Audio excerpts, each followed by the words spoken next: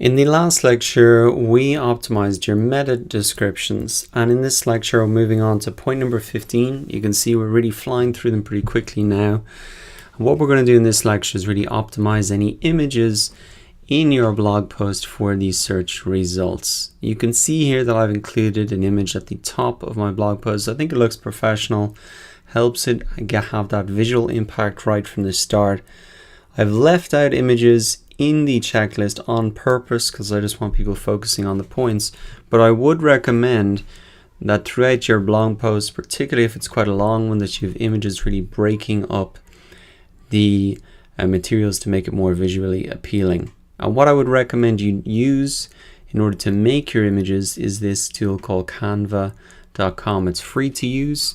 It's an alternative to maybe using stock photos. You can actually create designs and presentations here, and you can see that I've created this one here. So potentially what you can do is come in here, click on create a design.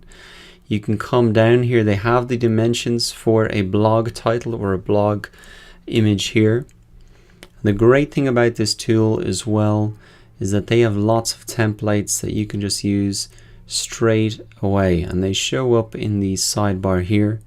So you can really just copy and paste these in. A lot of these are free here, you can see it, and some of the other ones they have, if you see the X on the back here, that means that you will have to pay maybe $1 every time you want to use that image. But there's really a lot of great examples you can use. You can see that you don't have to use maybe that image, you can just use the background. You could maybe drag that in, you can add text in here very easily. You can add different elements and shapes in here as well. So you can very, very quickly add in an image. They even have icons you can use.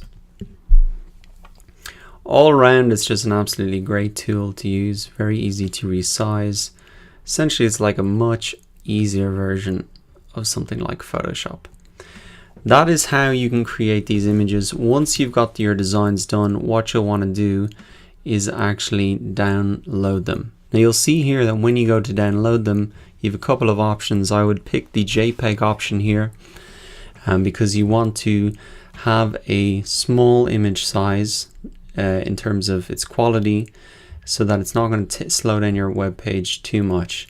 And you can see that it's very easy to download them here, and essentially it's going to just download into your download section here.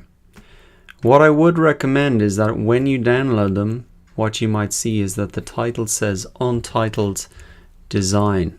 What I would really recommend that you do is rename that with your keywords. So if you've got a design, here we go.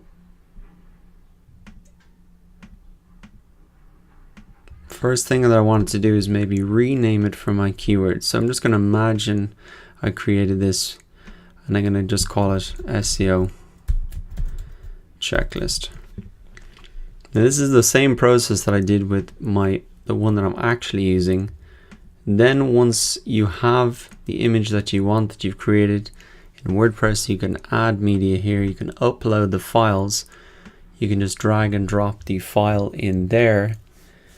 And then you were going to see that you have an option here to add in some other pieces of information, and this is the really important part here, the alt text. This is really what Google will look at to see what your image is about. And I'm going to type this in SEO checklist here, and then I could just insert this into my post,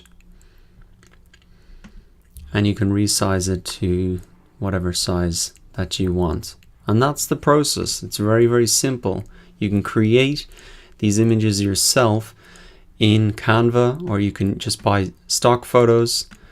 And the important thing is to name the file with the keyword in it, and then add the alt text in as well.